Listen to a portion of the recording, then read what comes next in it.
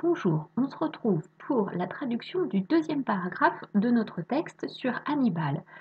Rappelez-vous, dans le premier paragraphe, il décide de faire route non pas par la mer, là où les attendent les Romains avec déjà de nombreux bateaux, mais de faire route par la terre, c'est-à-dire de rejoindre l'Italie à partir de l'Espagne en traversant donc en fait ce qui est à l'époque la Gaule. Reprenons donc notre paragraphe numéro 2. Via longa, angusta, difficilis erat.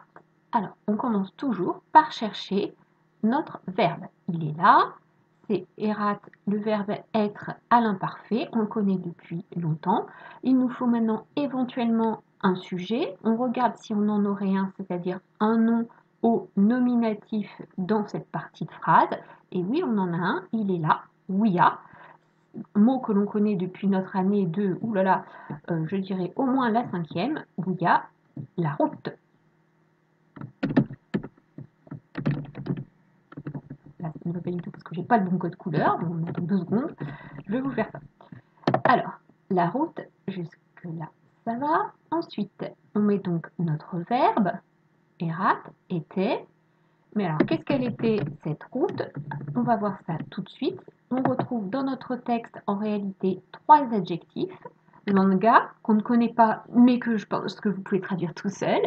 Angusta, alors celui-là est un petit peu plus difficile, donc vous pouvez voir ici que je vous l'ai traduit, c'est étroite. Et difficilis, même chose, on ne l'a pas encore vu, mais je pense que vous allez vous en sortir. Alors, on y va ensemble. La route était donc longa, longue. J'ai encore oublié mon code couleur. Étroite, difficilis, difficile.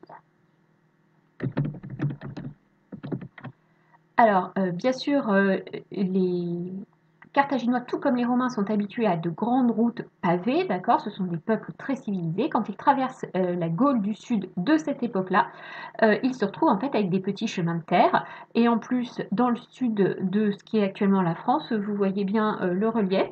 Il va falloir qu'ils traversent d'abord les Pyrénées, ensuite les Alpes. Donc effectivement, ils se retrouvent face à une route extrêmement difficile. Cela ne s'arrange pas avec la deuxième partie de la phrase. Neque auxilium agalis accipiebant. Alors, on cherche tout de suite notre verbe. Il est là. Accipiebant. On retrouve le BA typique de l'imparfait, donc c'est un verbe à l'imparfait. Recevez. Et on voit que le début de la phrase, c'est neque. Alors, neque, on l'a déjà vu, mais peut-être qu'on ne le voit pas tous les jours non plus, donc on va rappeler. C'est un petit mot qui permet de dire à la fois et de nier la phrase suivante. C'est pour ça que vous voyez que dans la traduction, j'ai une phrase négative. Et il ne recevait, auxilium, c'est l'aide, donc il ne recevait aucune aide pour faire une phrase négative, à Galis. Alors, Galis alors, A, c'est par, la préposition par, et Galis, c'est un mot qu'en fait on a déjà vu, rappelez-vous, notamment quand on a vu l'histoire des oies du Capitole, qui préviennent les Romains que les Gaulois attaquent, parce que Galis, c'est effectivement les Gaulois. Donc, il ne recevait aucune aide des Gaulois.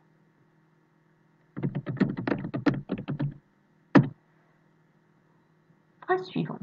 Simili labore homines et animalia propter nivem iter facerunt. Donc, on retrouve notre verbe tout de suite, facerunt, et là, il vous est traduit parce qu'il y a quand même déjà beaucoup de mots qui manquent, fir. Donc, on cherche visiblement, là dans la traduction en plus, j'ai quelque chose avant mon verbe, donc on cherche ce qui pourrait être un sujet dans la phrase suivante. Alors là, j'ai simili-élaboré. Bon, alors déjà, je ne me pose pas trop de questions parce que c'est pas en gras. Donc, c'est sûr que c'est pas quelque chose que je dois traduire moi en tant qu'élève. C'est traduit ici. C'est avec la même fatigue. Vous voyez qu'encore une fois, l'ordre des mots en latin n'est pas le même qu'en français, puisque ce qui est important pour l'écrivain latin à ce moment-là, c'est la fatigue, mettre en exergue la fatigue des personnages, et c'est pour ça qu'il commence sa phrase par là. Et alors juste après, j'ai homines et animalia. Ah bah là, le voilà mon sujet. Les hommes, les hommes et les animaux firent. Alors, que firent-ils? Là, j'ai un trou dans ma traduction, c'est là qu'il faut que je retrouve un mot dans le texte latin. Ah bah, le seul mot qui me reste en gras à traduire par moi, c'est iter, et iter, on l'a vu dans le paragraphe 1, c'est route. Donc, les hommes et les animaux firent route avec la même fatigue à cause de la neige. Ou tiens, à cause de la neige, c'était quoi en latin ça? On regarde, propter à cause de et nivem, la neige. Saepe, souvent, saepe equi et elephanti cadentes hominum multitudinem interfecebant. Alors, là, nous avons une phrase assez cruelle qui va donc plaire à certains de mes élèves. Je le sais d'avance, je sais déjà qui rigole devant son ordinateur. Mon verbe est là, interfecebant. On reconnaît ce mot que l'on connaît depuis notre année de 5e, le verbe tuer, mais là avec un petit préfixe bas qui nous indique qu'on est à l'imparfait. Donc, il y a donc des gens qui tuent d'autres gens ou quelque chose comme ça. Dans cette phrase, il faut savoir ce qu'on met et où. Alors, ici, on a equi et elephanti. Alors, equi, c'est un mot qu'on a déjà rencontré et qui donne équestre, donc on se rappelle que ce sont les chevaux. Et elephanti, bon, je pense que vous n'avez peut-être pas besoin de mon aide à ce moment-là. Donc, souvent, des chevaux et des éléphants, j'ai écrit d'un coup ça. Alors, en tombant, donc ça c'est une formule qu'on ne connaît pas encore en latin, donc c'est pour ça que je l'ai traduit un participe présent ici, cadentes. En tombant, tuer. Bon alors, qu'est-ce qu'il pouvait tuer? Il ne reste plus grand chose dans la phrase. Hominum multitudinem. Donc il tuait un grand nombre ou une multitude, tout simplement, d'hommes.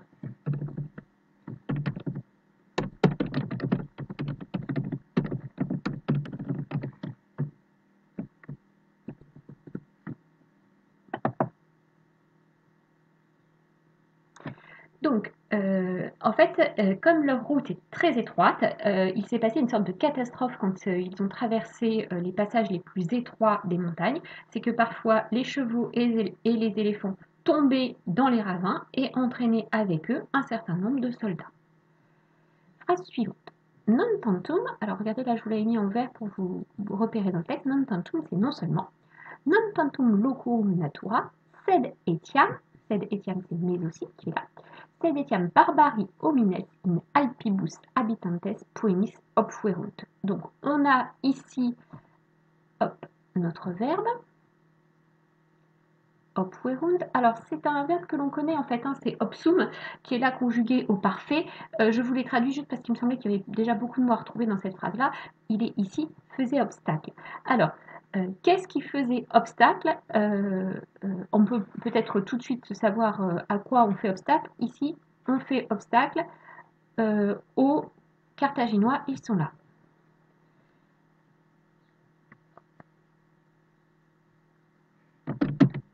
Ben.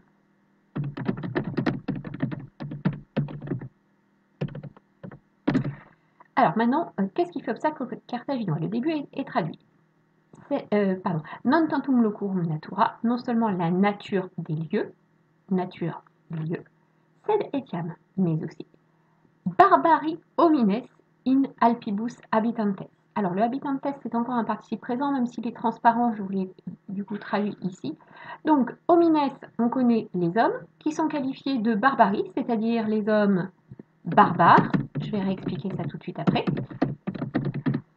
Donc des hommes barbares qui se trouvent habités in alpibus, dans les Alpes. Faisait obstacle donc aux Carthaginois. Alors, je vous rappelle qu'on appelait barbares au départ pour les Romains tous ceux qui ne savaient pas parler latin. Il se trouve quand même que le mot petit à petit va prendre le sens du coup d'étranger et aussi d'hommes non civilisés. Reprenons la suite de la phrase.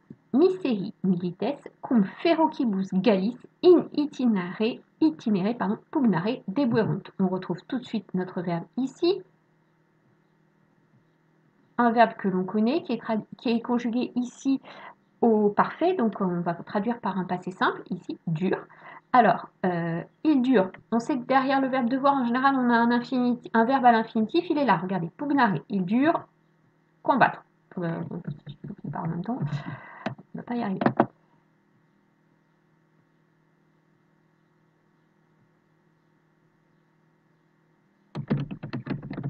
Donc, il dure combattre. Voilà. Qui doit combattre? Ils sont là, ceux qui doivent combattre, mon sujet, milites, les soldats, et ils sont qualifiés de miseri, là, de malheureux, ou si vous avez traduit par misérable, c'est très bien.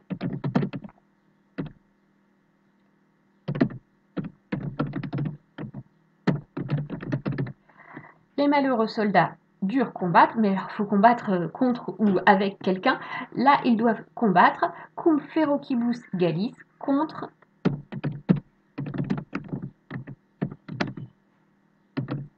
les Gaulois, féroces, méchants, ce que vous voulez comme traduction. Évidemment, ferocibus, ça a donné féroce. Hein.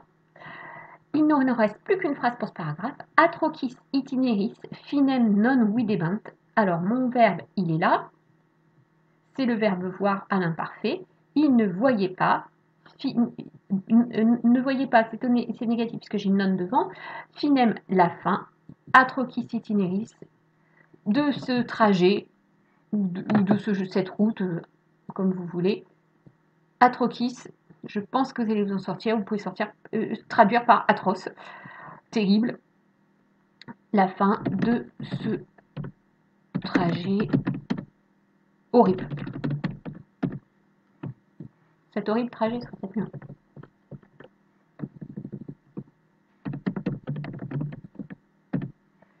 Voilà, c'est fini pour notre deuxième paragraphe. On se retrouve dès que vous avez cherché vous-même la traduction du troisième paragraphe. Ça doit commencer à devenir plus facile puisque vous commencez à voir de quoi on parle et quels sont les mots qui reviennent souvent dans ce texte. Traduisez le troisième paragraphe, puis ensuite vous viendrez chercher la vidéo numéro 3 pour vous vérifier votre traduction. À bientôt!